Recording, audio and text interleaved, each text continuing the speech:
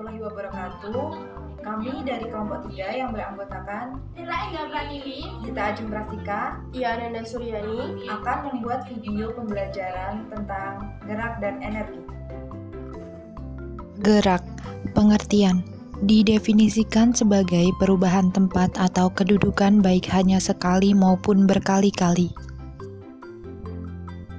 Faktor-faktor yang mempengaruhi gerak. Pertama, bentuk benda. Dengan benda yang beraturan maka akan mempermudahkan dalam melakukan gerak. Contohnya, roda berbentuk bulat. Dengan bentuk bulat maka dalam melakukan gerak akan stabil. Bayangkan jika roda tidak beraturan, pasti akan susah melakukan gerak dan tidak stabil. Ukuran benda. Dengan ukuran benda yang semakin kecil, maka akan semakin mudah benda itu untuk bergerak. Usaha dan waktu tempuh yang dikeluarkan dalam melakukan gerak pada benda tersebut juga akan semakin sedikit. Dan sebaliknya, dengan ukuran benda yang besar, maka butuh banyak usaha dan waktu tempuh yang semakin banyak juga.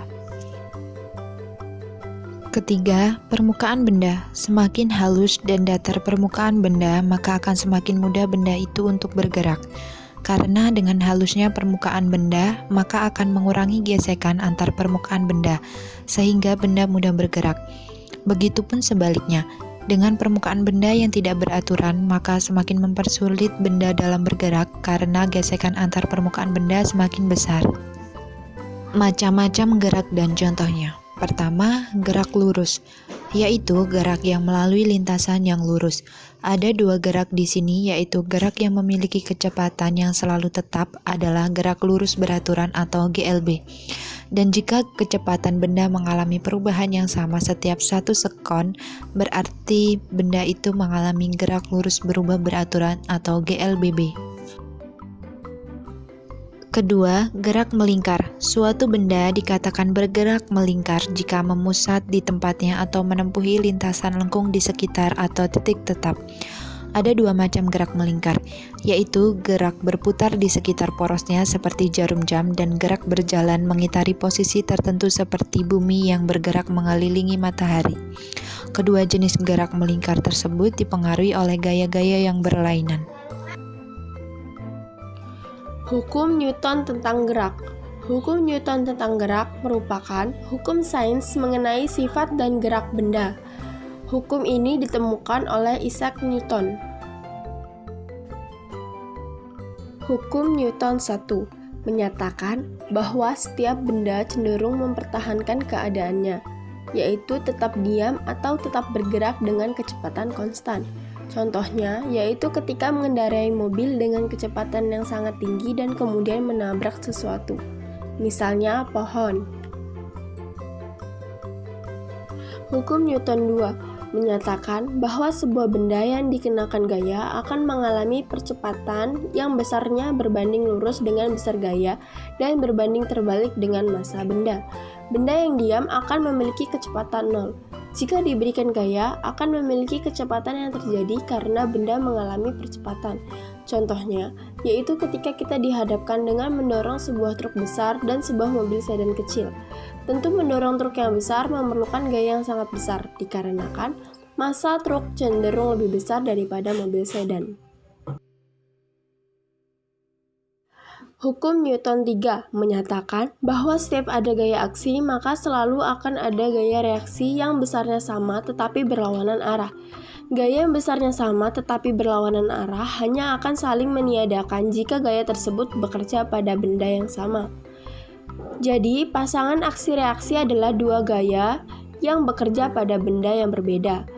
Contohnya, saat kita mendorong dinding dengan tangan, kita akan merasakan adanya dorongan dari dinding dengan arah berlawanan kepada tangan kita. Energi. Energi adalah kemampuan untuk melakukan kerja atau usaha. Energi juga merupakan kebutuhan yang sangat penting dalam kehidupan manusia dalam memenuhi segala aktivitasnya. Energi merupakan suatu hal yang tidak dapat diciptakan atau dimusnahkan. Keberadaannya hanya bisa diubah atau dikonversi menjadi bentuk lain.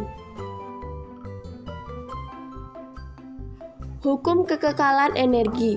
Energi tidak dapat diciptakan atau dimusnahkan. Energi hanya dapat diubah dari satu bentuk energi ke bentuk energi yang lain.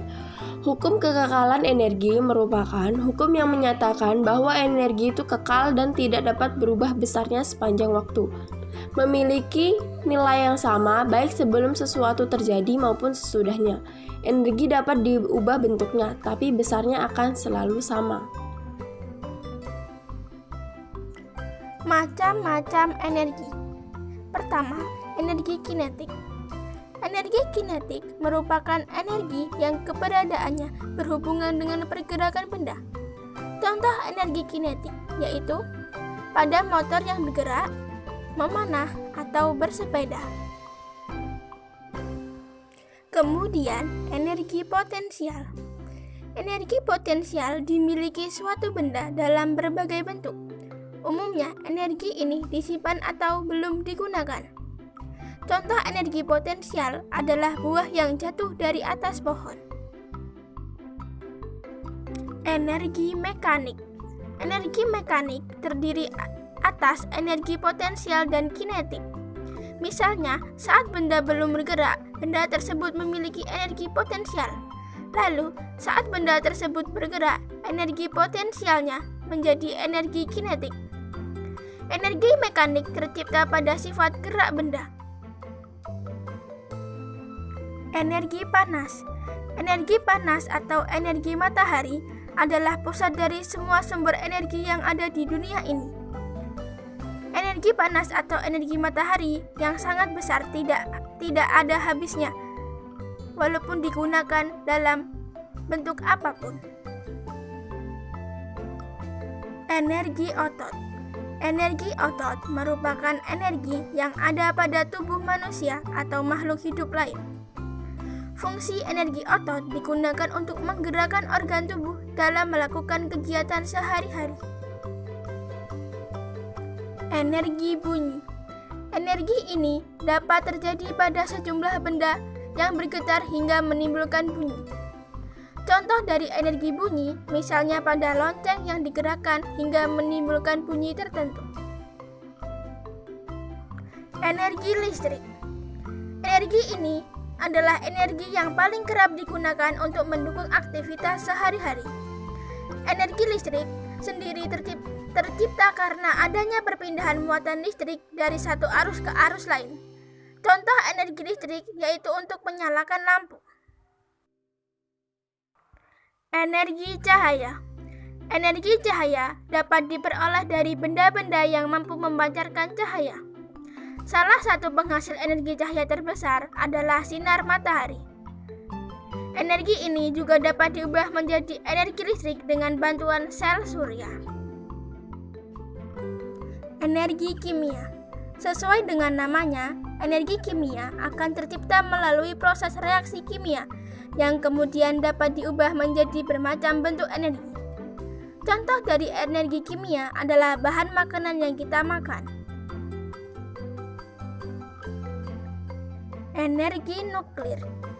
Energi ini tercipta dari reaksi nuklir jika partikel dalam inti atom saling bereaksi.